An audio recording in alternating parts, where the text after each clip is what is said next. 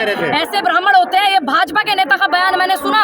इन ब्राह्मणों का पतन तो जब से ही शुरू हो गया था, जब इन्होंने अपनी ही बेटी को ये बोला था कि इंदिरा गांधी जी को, आयरन लेडी को इन्होंने ये बोला था ना कि इसने शादी मुस्लिम से करी। एक पारसी से, फिरोज गांधी एक पारसी थे, पारसी से शादी करने के बाद इन ब्राह्मणों ने जब बोला था ना इंदिरा गांधी जी को कि मुस्लिम से शादी करी, और एक पारसी से शादी करने के बाद इंदिरा गांधी को मुस्लिम बताया इन ब्राह्मणों ने, ठीक। और एक पारसी से शादी करने के बाद में स्मृति ईरानी को कट्टर हिंदू बताते हैं। इन ब्राह्मणों का पतन तो तभी से शुरू हो गया था। ध्यान रखना इस बात का, तमाम ब्राह्मण, और मैं ब्राह्मण परिवार से हूँ, और मैं इस बात को बिल्कुल जोरों शोर से कहूंगी कि इन ब्राह्मणों का जो पतन हुआ था ना, इसी बात से हुआ था जब इन्होंने अपनी बेटी को, जिस बेटी ने देश के लिए इतना करा हो, जिस बेटी ने अपनी शहादत दी हो, ठीक, इन्होंने ही अपनी बेटी को ये बोला था।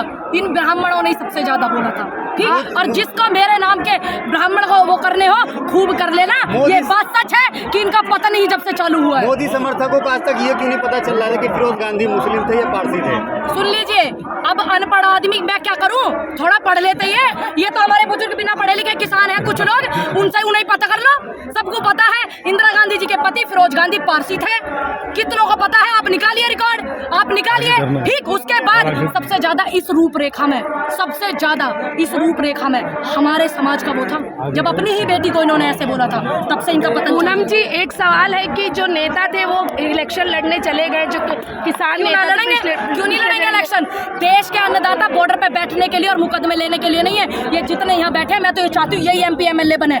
मैं तो ये चाहती हूँ जब भी हमारी आवाज को ऊंचा उठाएंगे। और तमाम ऐसे पत्रकार जो है ना, ये इस तरीके के सवाल करके युवाओं के मनोबल को डाउन करते हैं। क्यों? क्योंकि ये तो चाहते नहीं, सरकार भी नहीं चाहती। कुछ पत्रकार ऐसे हैं वो भी नहीं चाहते कि देश का जो अन्नदाता बॉर्डर पे बैठा था, जो नौजवान बॉर्डर पे बैठा था, वो MP MLA बने। क्यों? क्योंकि वही जाकर के हमारी आवाज को बुलंद करेंगे संसद में, विधानसभा में, क्योंकि वो अच्छे से रखेंगे हमारी बात को। क्या बॉर्डर पे बैठ करके किसान का बालक भुगत नहीं लेगा? सुन लीजिए, आज मैं इस बात को कहती हूँ, आपको क्या तकलीफ है अगर कोई किसान का बालक MP MLA बने? आपको समस्या है, आपको सबसे ज्यादा समस्या है, इसीलिए आप ऐसे सवाल करते हैं। देश का अन्नदाता का बालक जो है मुकदमे ही नहीं लेगा, वो मुकदमे लेगा, अगर धरना करेगा, आंदोलन करेगा, तो वह MP MLA बन के हमारी आवाज भी। क्या आप सच्चाई को बैरिकेड कर सकते हैं? क्या आप सच को छुपा सकते हैं? क्या आप सच से मुंह छुपा सकते हैं? नहीं ना।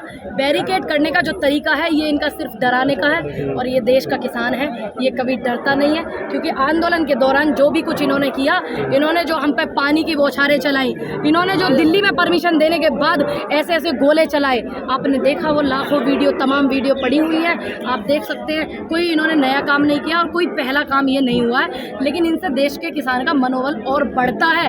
जब जब आपके खिलाफ कुछ लोग हो जाएं, और जब जब आपके खिलाफ देश का मीडिया, ऐसा मीडिया, मिनिस्ट्री मीडिया जो बैठा हुआ है, वो आपके खिलाफ हो गए, यानी कि किसानों के खिलाफ, देश के नेता आपके खिलाफ हो गए, देश के बड़े बड़े तमाम नेता, तो मान लीजिए कि किसान से बड़ी कोई ताकत किसी की नहीं। किसानों की क्या मांग है? मुख्य मांग है भैया ये देखो, जब हम आंदोलन कर रहे थे तो चुनाव, यूपी में चुनाव था, आंदोलन को स्थगित कराया गया।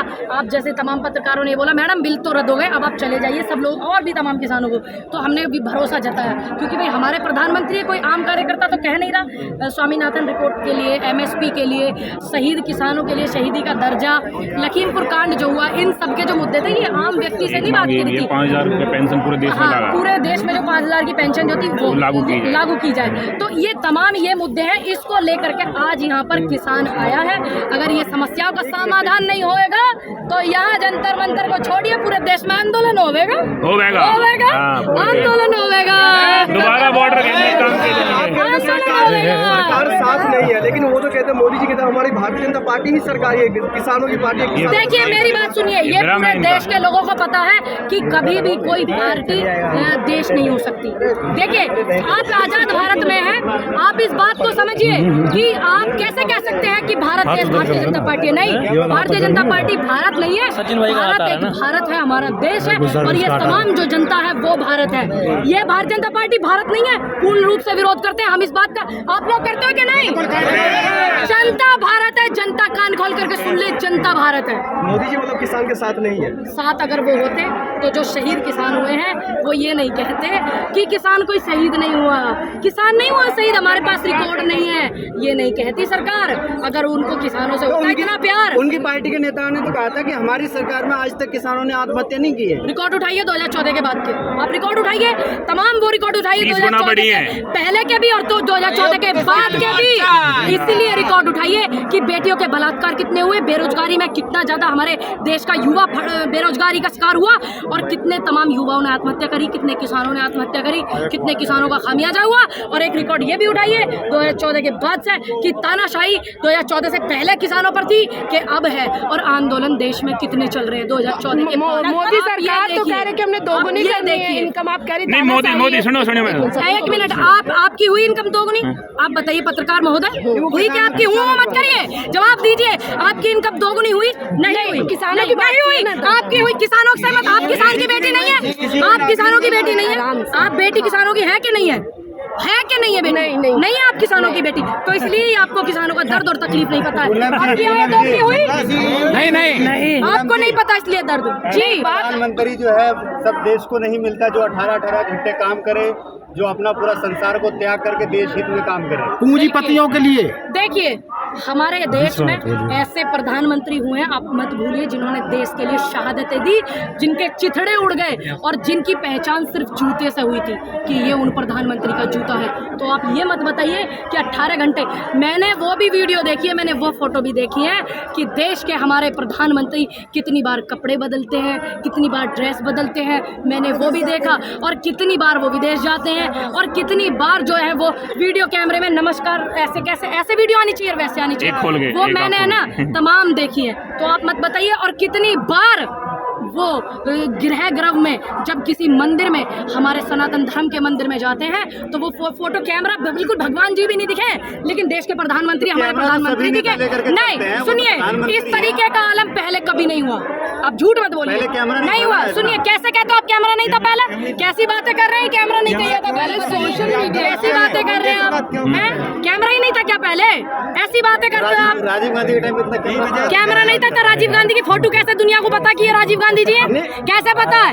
कैसे पता है? सुन लीजिए, कैसे पता? क्यों 2014 से पहले, कैसे 2014 से पहले कैमरा ना है, मोबाइल ना है, कैसे है ना? पहले इंटरनेट, मोदी जी फोटो खिंचवा के उसको बढ़ावा दे रहे हैं। कैमरा था कि नहीं था? और जब आंदोलन हुआ था ना देश की आजादी का, जब इतने संसाधन नहीं थे, लेकिन आंदोलन की फिर भी एक एक रूपरेखा पूरे देश की जनता के सामने है कि किसने देश की आजादी के लिए लड़ाई लड़ी। वो तो कह 70 साल में कुछ हुआ ही नहीं है, आप कह रहे हैं कि रूपरेखा काला जादू, और 70 साल देश के प्रधानमंत्री काले पकड़े पैर करके गंगा में स्नान करते हैं, तो क्या वो काला जादू करने गए थे?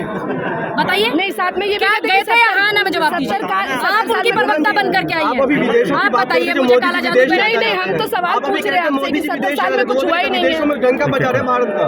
देखिए, अगर वो भारत का डंका बजा रहे हैं, किस में बजा रहे वो हमें बताना भी तो सही।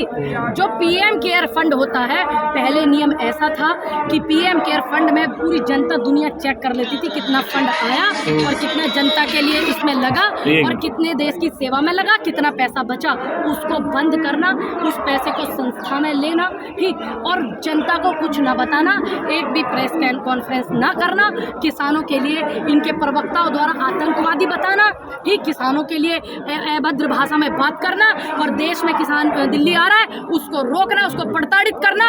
इनका जो डर है वो बताता है कि ये झुके हुए डरे हुए लोग हैं। जब जब जनता आवाज उठाती है, जब जब सरकार डरती है, पुलिस को आगे करती है, तो क्या इस माहौल से डर जाएंगे ये लोग? डर जाएंगे जी।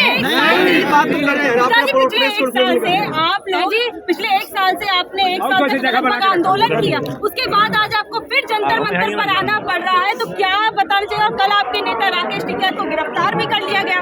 देखिए, हमने बात मानी, हमने भरोसा करा, किसान भरोसा करता है, किसान ने भरोसा करा, हमने अपने प्रधानमंत्री पे कि भाई इन्होंने कहा था आंदोलन को बिल वापस होगा, स्थगित कर दो, स्वामीनाथन रिपोर्ट कर देंगे, ये कर देंगे, वो कर देंगे, लेकिन ये मुकर गए अपने बातों से। तो इसलिए देश के अन्नदाता को दोबारा आना पड़ा और आएगा, और आंदोलन भी होगा बड़ा। क्या बड़ा कुछ होने वाला है? क्यों नहीं होगा? जब देश की समस्या, जनता की समस्या, किसानों की समस्या बड़ी हो जाएगी तो कैसे नहीं होगा आंदोलन बड़ा? मोदी सरकार मुर्दाबाद। तो साल 2024 के चुनावों पर भी हमें इसका असर देखने को मिल सकता है क्या? देखिए, हम तो ये चाहते हैं हम देश में कि एक तरफ जब प्रधानमंत्री बेटियों की दुहाई देते हैं महिलाओं की प्राचीर पर आज़ादी का जश्न मनाते समय, और उधर अहमदाबाद में एक 5 महीने की गर्भवती महिला का बलात्कार हुआ, उसके कैदियों को छोड़ दिया गया, उनको फूल माला से स्वागत करा गया। जिस देश की ऐसी स्थिति हो गई हो, जिस देश उसको विश्व गुरु बनने से कोई नहीं रोक। संस्कारी मैम, ये अलग बात है, ब्राह्मण ब्राह्मण संस्कारी है, संस्कार लीजिए, छोड़ दिया गया है। कोई भी